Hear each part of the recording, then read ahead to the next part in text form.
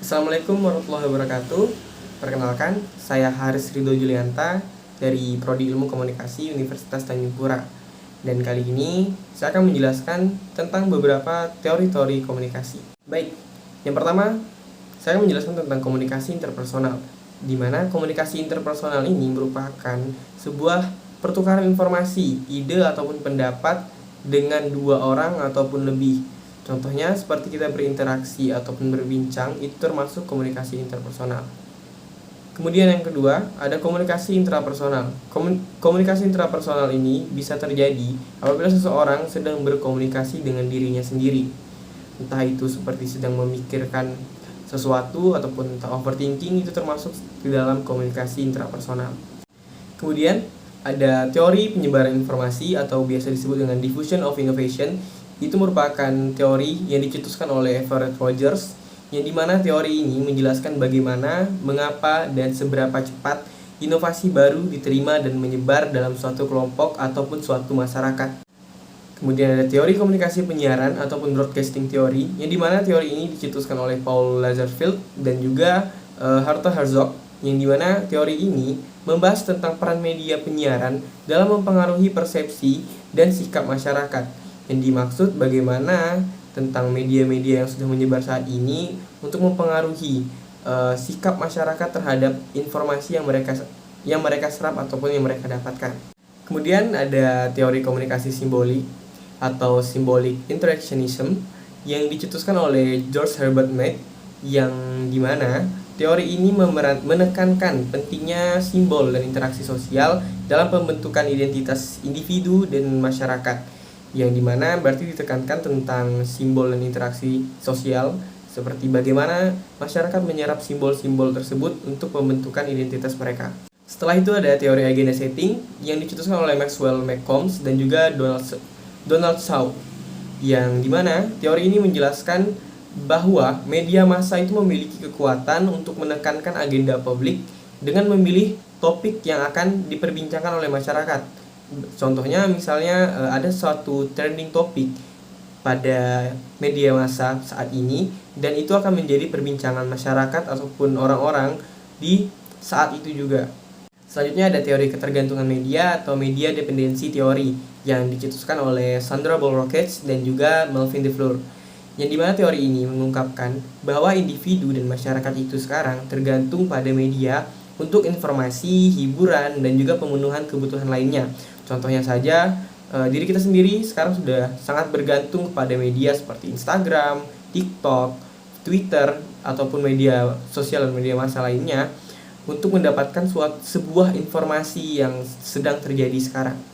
Kemudian ada teori spiral of silence yang dicetuskan oleh Elizabeth Noel Newman, yang dimana teori ini menyatakan bahwa individu cenderung merasa lebih nyaman untuk mengekspresikan pendapat yang dianggap itu umum atau dominan dalam masyarakat, sementara mereka yang memiliki pendapat yang berbeda itu lebih akan memilih untuk diam, yang dimana maksud dari teori ini adalah beberapa orang akan memilih diam apabila ia mempunyai pendapat yang berbeda dengan mayoritas umum atau mayoritas masyarakat yang memiliki pendapat yang sama. Apabila ia memiliki pendapat yang berbeda, maka ia akan diam ataupun tidak bersuara sama sekali.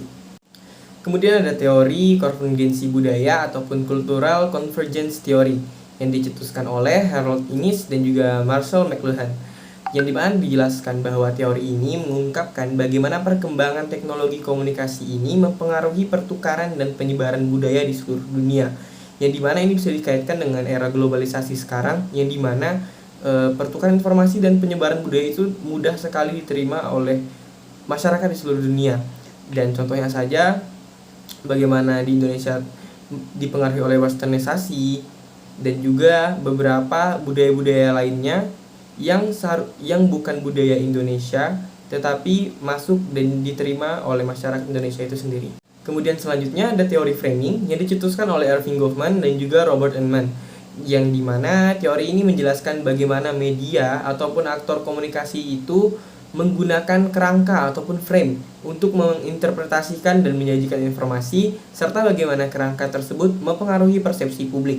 Yang dimana maksud dari teori ini adalah bagaimana suatu media memusatkan suatu berita ataupun satu topik untuk difokuskan dan akan diterima oleh masyarakat, bahwa informasi inilah yang akan mereka sampaikan kepada publik ataupun masyarakat.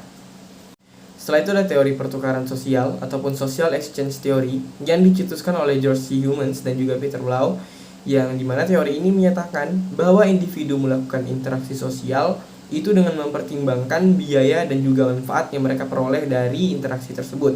Atau yang dimaksud dari teori ini adalah bagaimana satu individu melakukan interaksi dengan individu lainnya itu dengan memikirkan apa yang akan dia dapatkan, apa feedback yang akan dia dapatkan dengan melakukan interaksi tersebut.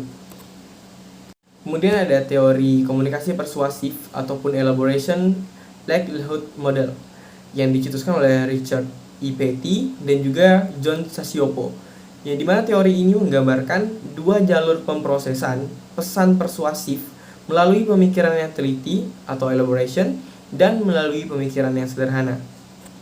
Dan selanjutnya ada teori komunikasi efektif atau transactional model of communication yang dicetuskan oleh Barnlund, yang menjelaskan bahwa teori ini menggambarkan komunikasi itu sebagai proses saling berinteraksi antara dua pihak yang saling mempengaruhi satu sama lain. Selanjutnya ada teori sosial media atau social media teori yang dicetuskan oleh Nancy K. Baum, yang dimana teori ini mempelajari penggunaan dan dampak media sosial dalam komunikasi interpersonal, interaksi sosial, dan pembentukan identitas online. Ataupun yang dimaksud bagaimana sosial media ini mempengaruhi masyarakat ataupun publik untuk bagaimana mereka berinteraksi, entah itu di sosial media ataupun bagaimana ia akan berinteraksi nantinya di kehidupan nyata.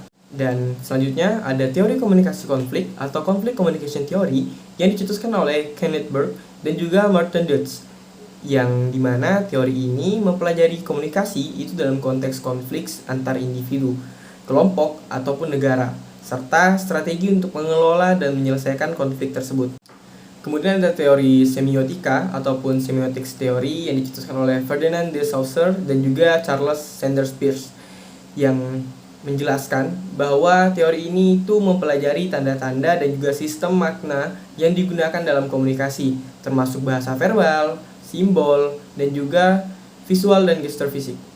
Setelah itu ada teori komunikasi kelompok atau small group communication theory yang dicetuskan oleh Bruce Tuckman dan juga Wilfred Bion, yang dimana teori ini mempelajari bagaimana interaksi dan dinamika komunikasi dalam kelompok kecil, termasuk pembentukan kelompok, pengambilan keputusan, dan juga penyelesaian konflik. Kemudian ada teori komunikasi visual atau visual communication theory yang dicetuskan oleh John Berger dan juga W.G.T. Mitchell, yang menjelaskan bahwa teori ini mempelajari penggunaan gambar, grafik, dan elemen visual lainnya dalam komunikasi itu, serta bagaimana visualitas mempengaruhi pemahaman dan interpretasi pesan.